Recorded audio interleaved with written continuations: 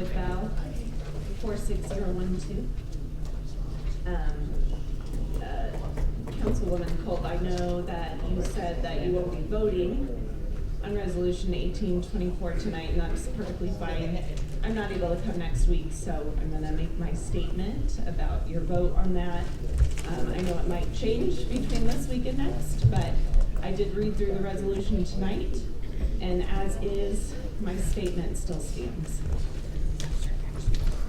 I'm asking you as a voter, resident, and social worker in Anderson, Indiana to vote no on Resolution 1824 if it remains as asking for all of the ARPA funds that are remaining to go to the infrastructure water project. These funds should be investing in targeting the hardest hit groups in Anderson so that they receive support right away while also having long-term opportunities to maintain stability. I believe that in Anderson and throughout our world that we are made up of a community of people who are creative, resourceful, and whole, people who want to connect, people who are compassionate, people who are courageous. And because of people's courage sharing their stories with me and with us, this is why I ask you to vote no.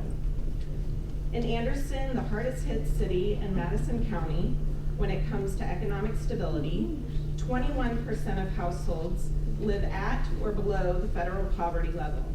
33% live at the ALICE income level.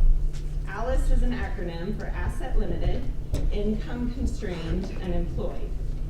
Households above the poverty line, but still unable to meet basic needs. That's 54%, more than half of our community. We're made up of about 23,152 households. So that is 12,502 households. Maybe half of this room experiencing that. They're worrying about financial survival every day. We must put these funds towards those community members.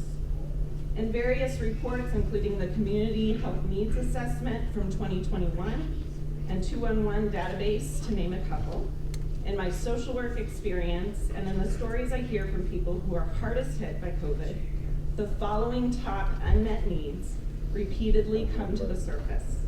Need for rent, utility, and transportation assistance. Need for safe, affordable, equitable housing, and emergency housing and shelter needs. Need for improved transportation systems. Need for a trauma-informed and mental health-informed community in every place and space. The Voices of Youth report from 2023, the youth of our community brought up the desire to live in a community that values and promotes safety, embraces diversity and addresses racism, and fosters supportive relationships. Please allocate these funds to be focused on housing, transportation, homelessness prevention and response, and supports for children and youth. Vote no if they're being requested to be used for the infrastructure water project. 40% of the funds, 3 times as much as any other allocation, $9 million has already been used of the ARPA funds for the infrastructure water project. So for any person advocating for more to go there because they're saying we're not willing to put it there, they are lying to our community. They're lying to you if you're not looking into all the details of it. $9 million has already been put towards it for funds that rarely come to our community that could directly benefit the individuals that live in it. These need to be protected for people hardest hit by COVID-19. Thank you.